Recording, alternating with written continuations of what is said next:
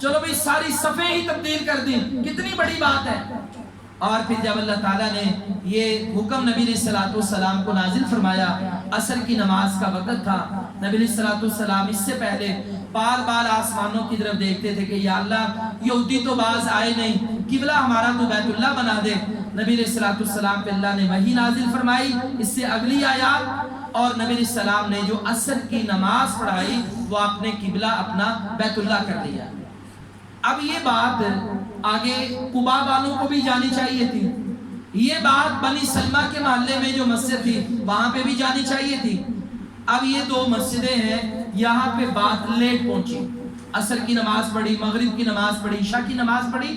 اب مدینے کا کوئی صحابی سفر کرتے ہوئے مسجد قبا کے محلے میں چلا گیا، فجر کی نماز کا ٹائم تھا، نماز ہو رہی تھی، اس نے دیکھا کہ یہ ابھی بھی بیت المقدس کی طرف منہ کر کے نماز پڑھ رہے ہیں، تو حالانکہ قبلہ رات کا تبدیل ہو گیا ہے، ہم نے تو 3 نمازیں پڑھ لی ہیں بیت اللہ کی طرف منہ کر کے۔ اس نے دوران نماز ہی آواز لگا دی کہ لوگوں قبلہ تبدیل ہو چکا ہے، مدینے والے مسجد نبوی میں بیت اللہ کو قبلہ بنا چکے ہیں۔ کل عصر کی نماز سے نماز کے دوران ہی امام اور مقتدیوں نے اپنا قبلہ تبدیل کر لیا۔ یہ ہے اطاعت، جیسے ہی بات آ گئی فوراً اللہ کے نبی کی بات مان لی۔ اور یہی منظر بنی سلمہ والی مسجد میں پیش ہوا، وہاں پر بھی دوران نماز اطلاع پہنچی کہ قبلہ تبدیل ہو چکا ہے۔ انہوں نے بھی نماز کے دوران، کیسا منظر ہوگا کہ امام نماز کے دوران یہاں سے چلا ہوگا اور دوسرے مسجد کے کنارے میں جنوب کی طرف پہنچا ہوگا، پوری صفیں نماز کے دوران پلٹتی ہوں گی، اور اللہ تعالیٰ آسمانوں پہ کتنا راضی ہوا کہ انہوں نے بھی ایک نماز کو 2 قبلوں کی طرف منہ کر کے ادا کیا۔ اب اس لیے اس مسجد کا نام تو قبا تھا، اس مسجد کا نام کوئی نہیں تھا، اس کو کہتے تھے بنی سلمہ والی مسجد، یعنی فلاں محلے کی مسجد۔ چنانچہ اس مسجد کا نام رکھ دیا گیا مسجد ذو قبلتین، ایسی مسجد جو 2 قبلوں والی ہے، یعنی جہاں پہ ایک نماز 2 قبلوں کی طرف منہ کر کے پڑھی گئی، آدھی نماز بیت المقدس کی طرف، پھر جب نبی کا آرڈر آ گیا جیسے ہی بات سنی فوراً عمل کر لیا۔ اب اس کی بڑی مثالیں ہیں اطاعت رسول کی، اللہ کی اطاعت وہی ہے جو نبی کی اطاعت ہے۔ نبی علیہ السلام نے ایک صحابی کو دیکھا، اس نے سونے کی انگوٹھی پہنی ہے، آپ نے اس سے منہ پھیر لیا، صحابی پریشان ہو گئے، کہا اللہ کے نبی منہ کیوں پھیرا ہے؟ فرمایا سونا تو میری امت کے مردوں پہ حرام ہے، اور تم نے یہ آگ کا انگارہ پہنا ہے۔ اس نے اسی وقت اتار کے پھینک دی۔ صحابہ نے کہا یار اٹھا کر تم گھر میں کسی خاتون کو دے دو۔ جواب دیا کہ نہیں، جس بات کو نبی علیہ السلام نے ناپسند کیا ہے میں کبھی بھی اب اس انگوٹھی کو پہن نہیں سکتا، دنیا کا مال عزیز نہیں ہے، مجھے پیغمبر کی بات اور پیغمبر کی ذات عزیز ہے۔ آپ نماز پڑھ رہے ہیں، نماز کے دوران نبی علیہ السلام نے، ابھی مسجد کچی تھی، جوتوں سمیت ہی آتے نماز پڑھتے، جوتے صاف کر کے آتے، نماز پڑھتے ہوئے آپ نے جوتے اتار دیے، پچھلے صحابہ نے دیکھا انہوں نے اتار دیے، چونکہ امام کے پیچھے کھڑے تھے، پہلی صف والوں کو دیکھا تو پچھلی صف والوں نے اتار دیے، کرتے کرتے سارے نمازیوں نے جوتے اتار دیے نماز کے دوران۔ اب سلام بھیجا تو نبی علیہ السلام نے مڑ کے دیکھا، آپ کو نماز کے دوران بھی پتہ چل گیا، کیونکہ اللہ کے رسول صلی اللہ علیہ وسلم کا یہ خاصہ تھا، آپ پر یہ معجزہ تھا اللہ کا۔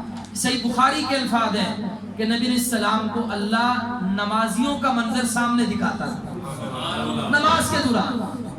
یہ اللہ تعالیٰ نے نبی علیہ السلام کو معجزہ دیا تھا، پیچھے صفوں کو اللہ تعالیٰ سامنے کر دیتا، نبی علیہ السلام نماز پڑھاتے ہوئے انہیں دیکھتے بھی تھے۔ آپ نے سلام بھیجا تو کہا بھی تم نے جوتا کیوں اتارا؟ میرا تو ایک مسئلہ تھا، جبرائیل آئے اور دوران نماز ہی مجھے بتایا کہ آپ کا جوتا آج صحیح صاف نہیں ہوا، اس میں کچھ گندگی رہ گئی، اتار دیں، تو میں نے اتار دیا، تم نے کیوں اتارا؟ کہا اللہ کے نبی ہمیں اس بات سے غرض نہیں ہے، کیوں چنانچہ ایسے ویسے اگر مگر یہ ہماری زندگی میں نہیں ہے، ہم نے بس آپ کو نماز کے دوران جوتے اتارتے ہوئے دیکھا، ہم نے بھی آپ کی سنت پہ عمل کر دیا۔ یعنی مسلمان کا یہ زندگی میں ہم سب کا یہ لائف سٹائل ہونا چاہیے کہ نبی علیہ السلام کی اطاعت کرنی ہے۔ جب قرآن حدیث کی بات آ جائے پھر میری عقل، پھر میری نقل، پھر میرا خاندان، پھر میرا قبیلہ، یہ سب اپنی جگہ۔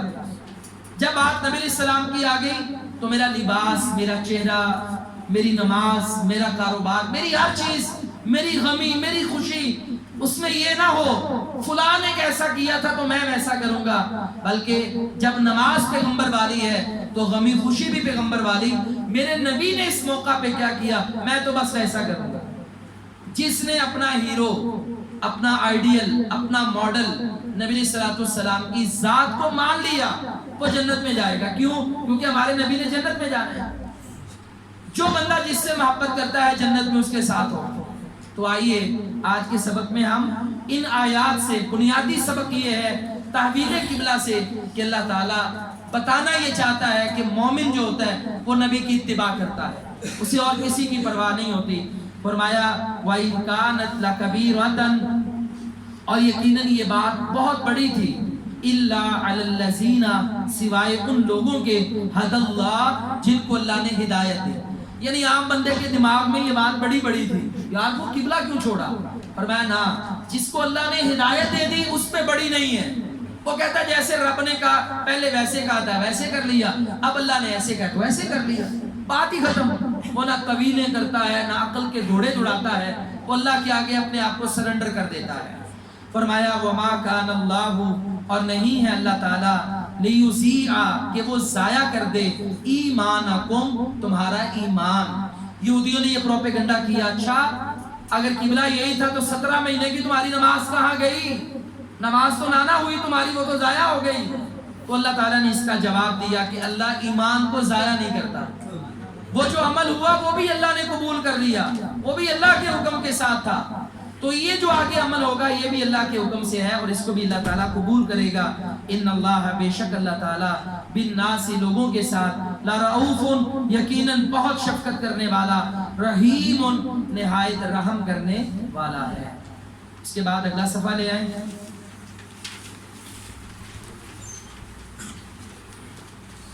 صحیح بخاری یہ حدیث کی وہ کتاب ہے کہ جو ساری حدیث کی کتابوں میں معتبر کتاب ہے۔ امام بخاری رحمہ اللہ تعالیٰ نے یہ فیصلہ کیا کہ حدیث یعنی جو اساتذہ کے لحاظ سے، روات کے لحاظ سے، جن حدیثوں کو 100/100 نمبر ہے نا، وہ حدیثیں میں ساری کی ساری صحیح بخاری میں جمع کر دوں، قیامت تک کوئی بندہ اس کی سند پہ اعتراض نہ کر سکے۔ چنانچہ امام بخاری رحمہ اللہ نے صحیح بخاری کو چاند کی روشنی میں لکھا، چاند کی روشنی میں، آخری عمر میں آپ نے اس کو لکھا، چاند کی روشنی میں لکھا، اور اس کی 7000 سے زائد حدیث ہیں، تکرار ختم کر دیں تو 4000 کچھ بنتی ہیں۔ تو اتنی حدیثیں امام بخاری نے لکھنے سے پہلے، ہر حدیث سے پہلے آپ نے وضو کیا، 2 رکعتیں پڑھی، استخارہ کیا، جب دل مطمئن ہوا تو آدھی کتاب مسجد نبوی میں اور آدھی کتاب بیت اللہ میں چاند کی روشنی میں بیٹھ کے لکھی، ہر حدیث پہ استخارہ کیا، بڑی دل جمی کے ساتھ حدیث پہ پہرا دیا امام بخاری نے۔ اتنی عظیم کتاب سے ہم نے آپ کے لیے یہ سلیبس مقرر کیا۔ اس میں ہے کتاب الرقاق، رقیقہ کی جمع ہوتی ہے رقاق، اس کا مطلب ہوتا ہے نرم کرنا، پتلا کرنا، چھوٹا کرنا، باریک کرنا، یعنی وہ جو دل موٹے ہو چکے ہیں، سخت ہو چکے ہیں، وہ جو دماغ اور عقلیں اللہ تعالیٰ کے آگے بھی اپنے آپ کو کھڑی کر چکی ہیں، یہ احادیث اور کتاب پڑھ کے لوگ نرم پڑ جائیں اور کچھ آخرت کے بارے میں غور و فکر کریں۔ اس کتاب میں اس طرح کی روایات امام بخاری نے ساری جمع فرما دی۔ پہلا باب، باب ما جاء فی الرقاق، باب ہے رقاق یعنی دلوں کو نرم کر دینے والی باتوں کا۔ وَأَلَّا عَيْشَ إِلَّا عَيْشُ الْآخِرَةِ، اور اس بات کا بیان کہ زندگی تو بس آخرت کی زندگی ہے۔ اس میں امام بخاری 3 حدیثیں لائے۔ عن ابن عباس رضی اللہ تعالیٰ عنہما، عبداللہ بن عباس رضی اللہ تعالیٰ عنہ سے مروی ہے، قال، فرمایا، قال النبی صلی اللہ علیہ وسلم، نبی علیہ الصلوۃ والسلام نے فرمایا، نعمتان، 2 نعمتیں ایسی ہیں، مغبون، قدر نہیں کرتے، فیہما، جن کی، کثیر من الناس، اکثر لوگ۔ وہ کون سی 2 نعمتیں ہیں؟ الصحت والفراغ، ایک صحت اور ایک فارغ وقت۔ یہ صحیح بخاری کی 6412 نمبر حدیث ہے۔ نبی علیہ الصلوۃ والسلام کی ساری روایتیں لانے سے پہلے امام بخاری یہ روایت کیوں لائے؟